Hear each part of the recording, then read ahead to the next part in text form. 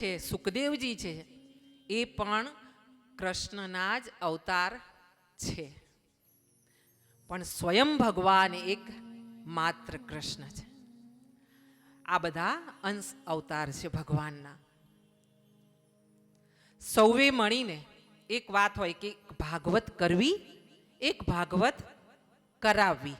ભજન કરવા, ભજન કરાવવા.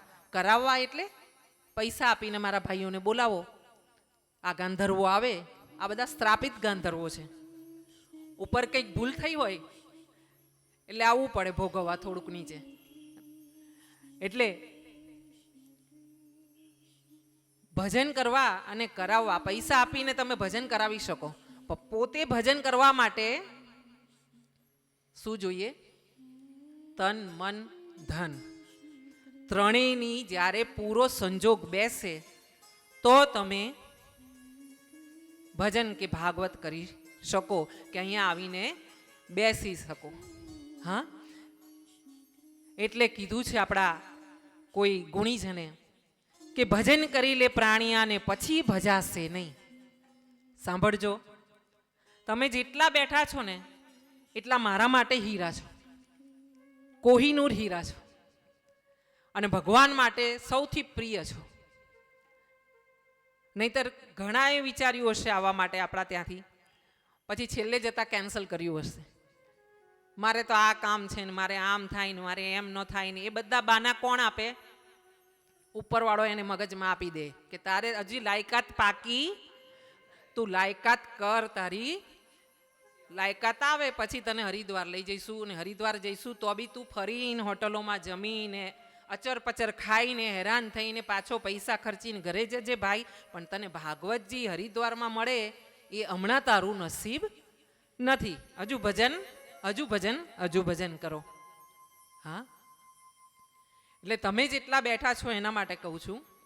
અને જે મારા ગાયત્રીબેન શાસ્ત્રી યુટ્યુબ પર સાંભળી રહ્યા હોય અને આજ પછી સાંભળશે એમના માટે એક વાત કરું છું કે ભજન કરી લે પ્રાણિયાને પછી ભજાશે નહીં. ગેરંટી છે, ભજન કરી લે પ્રાણિયા પછી ભજાશે નહીં. આ કાયા થાશે તારી ઝાંઝરી, પછી તો બેઠું રહેવાશે નહીં. હા, જો આ ઉંમરે આપણાને ખુરશીની જરૂર પડતી થઈ ગઈ હોય, બે જણ વ્યક્તિ પકડતા હોય ત્યારે આપણે થોડુંક ચાલી શકતા હોય ઊંચું નીચું થવામાં, તો વિચાર કરો કે આજ પછીના 2 વર્ષે પછી આપણી શું હાલત થશે? પછી શું 3 કલાક આપણે કથામાં બેસી શકશું? નહીં બેસાય. હા, એટલે આ જ વાત યાદ રાખવાની.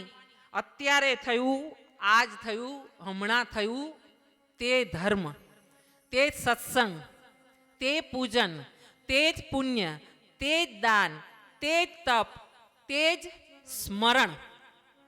હા, બાકી બધું જ વ્યર્થ.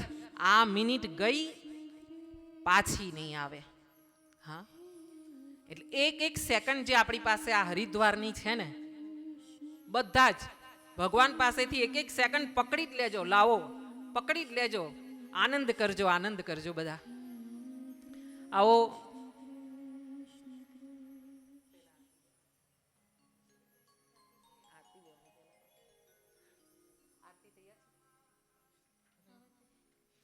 તો પહેલા આપણે આરતી કરીશું ભાગવતજીની.